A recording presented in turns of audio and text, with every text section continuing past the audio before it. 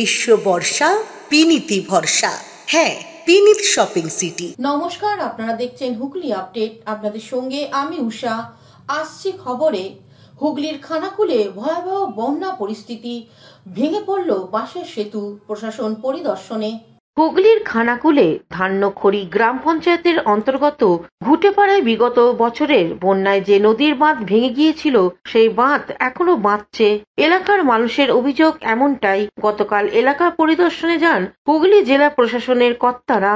গত কয়েকদিনের লাগাতার বৃষ্টিতে জল বেড়ে পরিস্থিতি আরো খারাপ হয়ে গেছে। হুগলির খানাকুলের বন্যা আতঙ্কে পরিবেশ সৃষ্টি হয়েছে। প্রশাসন সর্বতোভাবে তা মোকাবিলার চেষ্টা করছে।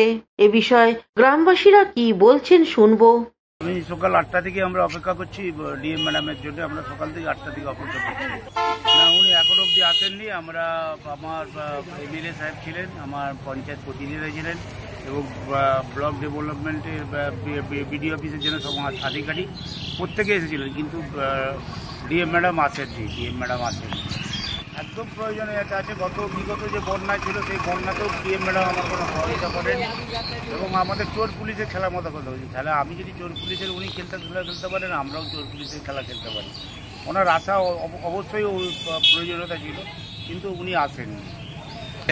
আমি দেখুন, আমরা এখনো অবধি ওয়েট করছি ওনার জন্য। এখন কটা বেজেছে ধরুন আপনার 2:30টা বেজে গেছে, 1:30টা বেজে গেছে। 1:30 অবধি উনি আসার শোনাই নাই। আমরা এখনো বসে আছি। এখনো এমএলএ সাহেব আছেন, আমার ব্লক আধিকারিকরা প্রত্যেকেই আছেন। গাঙ্গেয় পশ্চিমবঙ্গে তৈরি হওয়া নিম্নচাপের জেরে টানা বৃষ্টিতে বিপর্যস্ত পরিস্থিতি পূর্ব মেদিনীপুর থেকে শুরু করে হুগলি পর্যন্ত। আবহাওয়া দপ্তরের পূর্বাভাস অনুযায়ী 7 দিনের নিম্নচাপ ঘনীভূত হয়েছে। আজ তার 3য় দিন। আর এই টানা বর্ষণের সরাসরি প্রভাব পড়েছে হুগলি গোঘাট 2 নম্বর ব্লকে পশ্চিমপাড়া অঞ্চলে। রঙ্গবতী ও তারাজুলি খালের সংযোগস্থলে থাকা সেতুটি ইতিমধ্যেই বিপজ্জনক অবস্থায় পৌঁছেছে। মাত্র কয়েকদিন আগেই সেতুটি ভেঙে পড়ার পর তড়িঘড়ি সংস্কারের কাজ শুরু হলেও ফের তা পারাপারের অযোগ্য হয়ে পড়েছে। এলাকাবাসীর দাবি, সেতুর নড়বড়ে কাঠামো এবং নিম্নমানের সংস্কার কাজের ফলেই এই বিপর্যয়। এদিকে টানা বৃষ্টিতে প্লাবিত হয়েছে বিস্তীর্ণ এলাকা। বহু গ্রামীণ রাস্তা ও সেতু ডুবে যাওয়া, যোগাযোগ ব্যবস্থা কার্যত অচল। সবচেয়ে বড় বিপদের মুখে পড়েছেন কৃষকরা। জমিতে জল জমে যাওয়ার ব্যাপক ক্ষতি হয়েছে তিল ও ধান চাষে। স্থানীয় চাষিদের কি বক্তব্য শুনে নেব। বাঁধের কাজ চলছে, সারা কাজ হয়েছে, লোকজন লেগেছে, বস্তা ভরা হচ্ছে, বাঁধের কাজ চলছে। কারা কাজ করছে? কারা কাজ করছে? লেবাররা। আমরাই কাজ করছি। হ্যাঁ, লেবার হাতে কাজকর্ম করছি আমরা। এই মুহূর্তে কি পরিস্থিতি নদীর জল এবং এই বাঁধ? হ্যাঁ, না নদীর জল বাড়ছে, বাঁধের কাজ চলছে। সবাই মিলে সহযোগিতা করে কাজকর্ম করছে। লেবারের প্রয়োজন হ্যাঁ আছে, অসুবিধা নেই। লেবার যাচ্ছে, কাজ হয়ে যাচ্ছে, অসুবিধা নাই। এই মুহূর্তে জলের পরিস্থিতি কিরকম দেখছেন? জল বাড়ছে, কালকে তুলনায় আজকে বেড়েছে? হ্যাঁ, একটু বাড়ছে। এখানে পরিস্থিতি তো সব শোচনীয়। কালকে থেকে জল আজকে তুলনামূলক বেড়েছে? তুলনার মতো অনেকটাই বেড়েছে। আশঙ্কা করছেন ভয়ের কিছু? না, ভয়ের কোনো কারণ নেই। উপরে জল মোড়া। আচ্ছা, এখন আপাতত কাজ চলছে। আমাদের এই বাঁধার লেট করে ফেলেছে। বাঁধটা হওয়ার 3 মাস 4 মাস আগে হয়ে যাওয়ার কথা ছিল। এই বাঁধটা হয়নি, এই বর্ষা পড়ে গেছে বলে এই সমস্যা। কৌশিক ঘোষের রিপোর্ট, হুগলি আপডেট। তুলসী মালাকে কেন্দ্র করে বিতর্ক বারাসতে নবপল্লী যোগেন্দ্রনাথ বালিকা বিদ্যা মন্দিরে। তুলসীর মালা পরে স্কুলে আসা যাবে না, এই ফতোয়া জারি করল বারাসত নবপল্লী যোগেন্দ্রনাথ বালিকা বিদ্যা মন্দিরের প্রধান শিক্ষিকা ইন্দ্রাণী দত্ত চক্রবর্তী। রীতিমতো স্কুলের বাইরে দাঁড়িয়ে প্রধান শিক্ষিকা ছাত্রীদের এন্ট্রি করার সময় কেউ তুলসীর মালা পরে এসেছেন কিনা তার উপরে কড়া নজরদারি রেখেছেন এবং স্কুলের হোয়াটসঅ্যাপ গ্রুপে সেই বার্তা তিনি দিয়ে দিয়েছেন। সংবাদ মাধ্যমের প্রতিনিধিরা তার কাছে এর কারণ জানতে চাইলে তিনি একটি বাক্য বিনিময় করেন না। পরবর্তীতে সংবাদ মাধ্যমের কর্মীরা স্কুলের সভাপতি চম্পক দাসের কাছে গেলে তিনি বিষয়টি শুনেই প্রধান শিক্ষিকাকে অন ক্যামেরায় ওভার টেলিফোন ধমক দিতে শুরু করেন। তিনি বলেন, কোনো অবস্থাতেই কারোর ধর্মীয় ভাবাবেগে আঘাত করতে পারে না স্কুল। তুলসীর মালা পরে আসাতে স্কুলের পড়াশোনার কোনো ক্ষতি হওয়ার কথা নয়। একই মত সাধারণ অভিভাবক অভিভাবিকাদের। তারাও মনে করেন স্কুলে তুলসী মালা পরে আসলে পড়াশোনার কোনো ক্ষতি হওয়ার সম্ভাবনা থাকে না। তবে কেন এই ফতোয়া? সভাপতি ধমক খেয়ে প্রধান শিক্ষিকা পুনরায় আবার সংবাদ মাধ্যমে কি জানাচ্ছেন শুনবো। দেখুন, ধর্মটাকে না, আমি তো বাধা দিইনি একবারেও। আমি কিন্তু না, যারা দেখুন, যার ব্যাখ্যা সেরকম। একটা হাতি, অন্ধ, খোড়া, যেই দেখুক, যে যেইখানটা হাত দেবে সে হাতির ব্যাখ্যা সেই রকম দেবে। কেউ বলবে হাতি সুর ধরেছে অন্ধ মানুষটা, সে বলবে হাতি লম্বা। কেউ পেটটা ধরবে, সে বলবে আমার জ্বালার মতো। কেউ পাটা ধরলে বলবে থামের মতো। এটা তো ব্যক্তিগত ব্যাখ্যা হয়ে যাচ্ছে দাদা। এগুলো কি ব্যক্তিগত ব্যাখ্যা নয় বলুন তো? যাদের অসুবিধা আমার কাছে তারা আসতে পারতেন। এই ভয়েস তো আজকের না, রোজ আমরা না। এখানে আমাদের সত্যি কোনো অবজেকশনের জায়গা নেই। ম্যাম যেটা বলেছেন, আমরা যারা অ্যাটলিস্ট বুঝতে পারছি ম্যামের কথাটা, যে ম্যাম কোন উদ্দেশ্য থেকে কোন মানসিকতা নিয়ে এটা বলেছেন, তা আমরা সবাই ম্যামকে সাপোর্ট করছি যে এটা করা উচিত, এটা প্রত্যেকটা জায়গায় করা উচিত। এবং সবচেয়ে বড় কথা হলো, যারা তুলসীর মালা পরিধান করছে তারা অ্যাকচুয়ালি নিজেদের ধর্মটাকে কতটা জানে সেটা নিয়েও আমাদের মনে যথেষ্ট সংশয় রয়েছে। একটা বিষয় যেখানে তুলসীর মালা পরা ব্যক্তিগত বিষয় থাকতেই পারে,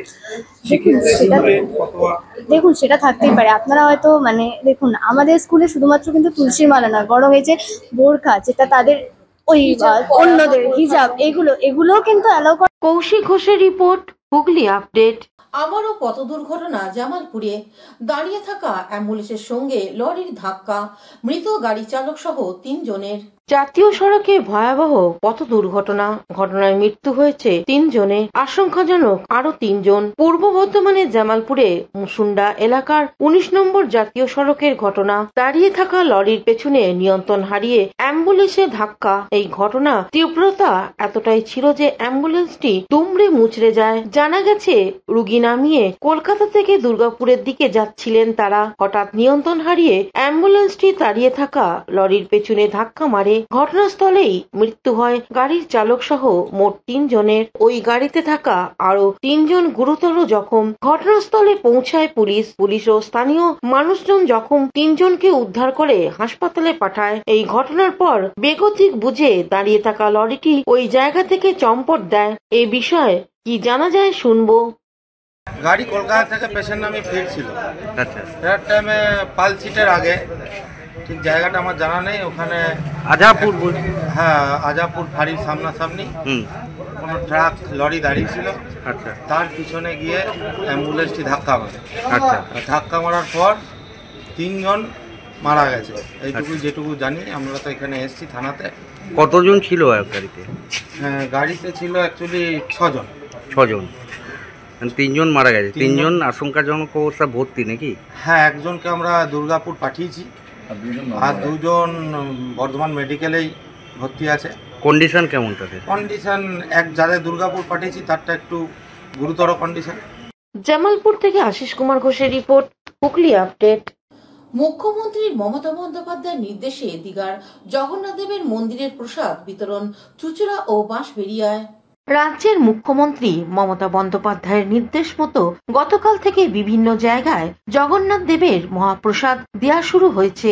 সর্বত্র রেশন দোকানের মাধ্যমে পৌঁছে যাচ্ছে বাড়িতে বাড়িতে।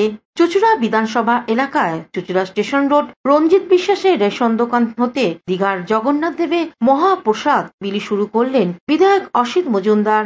সাথে ছিলেন চুঁচুড়া মগরা পঞ্চায়েত সমিতির সভাপতি শুক্লা চ্যাটার্জি, উপপ্রধান দেবাশিস চক্রবর্তী, শিক্ষক শুভেন্দু গোড়াই এবং গ্রাম সদস্যরা। মহাপ্রসাদ পেয়ে গ্রামবাসীরা বেশ খুশি। এই প্রসঙ্গে বিধায়ক অসিত মজুমদার কি জানাচ্ছেন শুনবো। হ্যাঁ, কোদালিয়া 1 গ্রাম পঞ্চায়েতে FPH 128 নম্বর রেশন দোকান থেকে আমরা জগন্নাথ দেবের প্রসাদ বিতরণ শুরু করলাম। এখানে এই অঞ্চলের উপপ্রধান আছে দেবাশিস চক্রবর্তী এবং আমাদের পঞ্চায়েত সমিতির সভাপতি আছেন শুক্লা চ্যাটার্জি সহ পঞ্চায়েতের সমস্ত মেম্বাররা আছে। আমরা হুগলি জেলার বিভিন্ন প্রান্তের পাশাপাশি সপ্তগ্রাম বিধানসভার বাঁশবেড়িয়ার বিভিন্ন এলাকায় দীঘার জগন্নাথ দেবের প্রসাদ বিতরণ শুরু হলো আজ থেকে। রেশন দোকানের থেকে প্রসাদ বিতরণ করা হয়। আনুষ্ঠানিকভাবে প্রসাদ বিতরণ করেন বিধায়ক তপন দাশগুপ্ত, পৌরপ্রধান আদিত্য নিয়োগী সহ অন্যান্যরা। এই প্রসাদ বিতরণ প্রসঙ্গে বিধায়ক তপন দাশগুপ্ত কি জানাচ্ছেন শুনবো। দোকানের মাধ্যমে সমস্ত জনগণকে দেওয়া হচ্ছে। রাজ্যের মুখ্যমন্ত্রী বন্দোবস্ত করেছে, মানুষ মহা আনন্দে জগন্নাথ দেবের প্রসাদ গ্রহণ করছে। আমরা সকাল থেকে বিভিন্ন ওয়ার্ডে ঘুরে রেশনের দোকানের মাধ্যমে যেহেতু দেওয়া হচ্ছে সেখানে আমরা। হুগলি থেকে শ্যামল সিনহার সঙ্গে চন্দনাথ দত্তের রিপোর্ট, হুগলি আপডেট। এখন নিয়ে নেব বিজ্ঞাপন বিরতি। বিরতির পর ফিরে আসছি খবরে। শীত গ্রীষ্ম বর্ষা পিনিতি ভরসা। হ্যাঁ, পিনিত শপিং সিটি। যে কোনো মরশুমের রেডিমেড জামা কাপড় পাওয়া যায় একই ছাদের তলায়। ছোট থেকে বড়, পুরুষ মহিলা ও শিশুদের একমাত্র নির্ভরযোগ্য প্রতিষ্ঠান। শীতকালীন যে কোনো শাড়ি, জিন্স, টপ, কুর্তি, চুড়িদার, পাঞ্জাবি মানেই পিনিত শপিং সিটি। আখন বাজার, চুঁচুড়া, Hooghly. Amala nursing home. Enjoy a weekend at Vedam, the paradise of peace. A home away from home.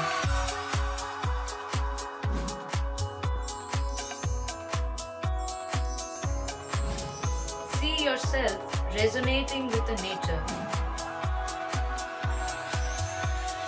Vedam welcomes you to create your best memories. বিরতির পর ফিরে এলাম খবরে। আজ আন্তর্জাতিক যোগ দিবস অনুষ্ঠিত হলো চুঁচুড়া থেকে বেলুড়ে। আজ বিশ্ব যোগ দিবস। হুগলি চুঁচুড়া শহরের বিভিন্ন যোগ সেন্টারে বিশেষভাবে আজকের দিনটা পালন করা হয়। চুঁচুড়াতেও পুরুষদের পাশাপাশি মহিলারাও নিত্যদিনের পাশাপাশি আজকের দিনটাকে বিশেষভাবে পালন করে, তারই ছবি ধরা পড়ল আমাদের হুগলি আপডেটের ক্যামেরায়। অন্যদিকে বেলুড় মেডিকেল কলেজ ও হসপিটালের পক্ষ থেকে বিশ্ব যোগ দিবস পালন করা হয়। সর্বস্তরের মানুষ আজ এই বিশ্ব যোগ দিবসে অংশগ্রহণ করেন। বিশেষ উল্লেখযোগ্য নাম ডক্টর তুষার শীল, ডক্টর লোকনাথ নাথ সহ অন্যান্যরা। তোরা অনেকক্ষণ ধরে ওয়েট করছিস, এখনো প্রোটোকলে হাতে নেওয়ার লাগবে। অনেকবার অ্যাপ দিতে হয়েছে, তাই আমি বক্তব্য দীর্ঘ রাখবো না, কারণ তোরাও চাইছিস তাড়াতাড়ি এটা শুরু হবে, তাই না? তাহলে বেশি কথা বললে তোরাও শুনবি না, আমি জানি। কারণ কথা শোনার একটা ক্যাপাসিটি থাকে মানুষের, ঠিক আছে? তো এখানে কুশলতা পৌঁছক দিয়েছিস এবং বাকি সকলকে, যারা ফ্যাকাল্টি, নন মেডিকেল, যারা প্যারামেডিকালস আছেন এবং যারা তোরা বিলাভেড স্টুডেন্টস সকলকে এবং আর্জুদা সীতারামদা সহ প্রত্যেককে আমি আজকের ইন্টারন্যাশনাল যোগা ডে আমি শুভেচ্ছা অভিনন্দন জানাচ্ছি। Bureau report, Hooghly update. ভারতীয় জনতা পার্টির পক্ষ থেকে আন্তর্জাতিক যোগ দিবস পালন হয়ে গেল চুঁচুড়ায়। হুগলি জেলা জুড়ে বিভিন্ন এলাকায় যোগ ব্যায়াম অনুষ্ঠিত হয়। হুগলি চুঁচুড়া ঘড়ির মোড়, মাঠের ধার সহ অন্যান্য সব জায়গায় যোগ ব্যায়াম করে হুগলি জেলার বিজেপি কর্মীরা। নেতৃত্ব দেন বিজেপির হুগলি জেলার সভাপতি গৌতম চ্যাটার্জি। এছাড়া ছিলেন দীপাঞ্জন গুহ, স্বপন পাল, সুরেশ সাউ, দেবব্রত বিশ্বাস, সম্বুদ্ধ দত্ত সহ অন্যান্যরা। এই প্রসঙ্গে বিজেপির পক্ষ থেকে কি জানানো হচ্ছে শুনবো। বিশ্ব যোগ দিবসের আমি সবাইকে শুভেচ্ছা ও অভিনন্দন জানাই। আজকে সারা ভারতবর্ষ শুধু না, সারা বিশ্ব জুড়ে আজকে এই যোগ দিবস পালন হচ্ছে। আজকে প্রধানমন্ত্রী নরেন্দ্র মোদী 2014 সালে ক্ষমতায় আসার পর তিনি রাষ্ট্রপুঞ্জে বিভিন্ন এলাকায় তৃণমূল কংগ্রেসের জনপ্রতিনিধিরা, নেতারা আজকে জগন্নাথের প্রসাদ বিতরণ করছেন। তারা প্রমাণ করতে চাইছেন তারা সনাতনী হিন্দু, কিন্তু পশ্চিমবঙ্গের মানুষ, হুগলি জেলার মানুষ তাদেরকে কি বিশ্বাস করবে? তারা রেড রোডে নামাজ পড়ছে, হিন্দু হওয়ার অপরাধে তাদেরকে মেরে ফেলা হচ্ছে, বাবা পিতা এবং তার। হুগলি থেকে চন্দনা দত্তের রিপোর্ট, হুগলি আপডেট। হুগলি চুঁচুড়া পৌরসভার 7 নম্বর ওয়ার্ডে স্বেচ্ছায় রক্তদান শিবির অনুষ্ঠিত হয়ে গেল। উদ্বোধন করলেন সাংসদ রচনা বন্দ্যোপাধ্যায় ও বিধায়ক তপন দাশগুপ্ত। হুগলি চুঁচুড়া পৌরসভার 7 নম্বর ওয়ার্ডের কাউন্সিলর রীতা দত্তর উদ্যোগে চকবাজার আমরা কজন সহযোগিতায় এক স্বেচ্ছায় রক্তদান শিবিরের আয়োজন করা হয়। এছাড়া বস্ত্র বিতরণ করা হয়। শিবিরের আনুষ্ঠানিক উদ্বোধন করেন রাজ্যের প্রাক্তন মন্ত্রী তথা বিধায়ক তপন দাশগুপ্ত। এছাড়া উপস্থিত ছিলেন সাংসদ রচনা বন্দ্যোপাধ্যায়, পৌরপ্রধান অমিত রায়, ঝন্টু বিশ্বাস, সঞ্জীব মিত্র, জেলা পরিষদের কর্মাধ্যক্ষ নির্মাল্য চক্রবর্তী। কাউন্সিলর স্বপনরা অরূপরা এখানে একটা বড় রক্তদান শিবির করেছে। আমাদের চেয়ারম্যান অমিত রায় থেকে শুরু করে ঝন্টু, 28 নম্বর ওয়ার্ডের কাউন্সিলর অনেক নেতৃবৃন্দ হাজির হয়েছে এবং এটা আমি মনে করি মানুষের জীবনে সব থেকে বড় কাজ হচ্ছে রক্তদান করা, যেটা আজকে এখানে রিতারা করছে, তার জন্য ধন্যবাদ জানিয়ে গেলাম। অনেক মানুষ রক্ত দেবে এবং আমি একটা আহ্বান যে এখনো মানুষ অনেকে রক্ত দিতে ভয় পায়, যেমন শরীরে রক্ত চলে আছে, রক্ত যত দেবে রক্ত বাড়বে, এটাই। স্বপনদাকে বলছিলাম, স্বপনদা আমি নিশ্চয়ই যাবো। স্বপনদা ভাবতেন যে দিদি আমাদের এখানে আসেন না, বাট আমি সবসময় বলি যে আমি সর্ব জায়গায় আছি, আমি সব জায়গায় যাব। আমার কাছে সবাই সমান, আমার কাছে কোনো মানুষ আলাদা নয়। আমরা যারা দলের হয়ে কাজ করি, আমরা যারা মমতা বন্দ্যোপাধ্যায়ের হয়ে কাজ করি, আমি মনে করি আমরা সবাই একটি পরিবার। তার মধ্যে আমরা কখনো কাউকে ভেদাভেদ করি না এবং আমরা কখনো সেটা পছন্দও করি না। সেটা দিদির শিক্ষা, আমাদের মাননীয় মুখ্যমন্ত্রীর শিক্ষা, সবাই আমরা একজোট হয়ে কাজ করব এবং আমরা সেটাই করার চেষ্টা করি সবসময়। এবং আমি যতদিন থাকবো আমি সবাইকে এক জায়গায় রাখবো এবং একভাবে থাকবো এবং সবাই আমার কাছে সমান। তো সেই জন্য আমার কাছে অসিত মজুমদার যেরকম। আজকের কর্মসূচি প্রসঙ্গে কাউন্সিলর রীতা দত্ত কি জানাচ্ছেন শুনবো। প্রচন্ড ভয় তো এবছরের প্রোগ্রাম খুব ভালো হয়েছে, আরও প্রচুর মানুষ রক্ত দিতে এসছে এবং সাধারণ মানুষ এগিয়ে আসছে, বিশিষ্ট মানুষও এগিয়ে আসছে। গত বছর প্রোগ্রাম করেছিলাম, তখন আমরা এমপি পাইনি, সম্ভবত আমার ডেটটা মনে নেই। এবার আমরা এমপিকে পেয়েছি, মাননীয় আমাদের প্রাক্তন মন্ত্রী তপন দাশগুপ্তকে পেয়েছি। হুগলি থেকে চন্দনা দত্তের রিপোর্ট, হুগলি আপডেট। এখনকার মতন খবর এই পর্যন্তই। প্রতিদিন দেখুন হুগলি আপডেট। নমস্কার।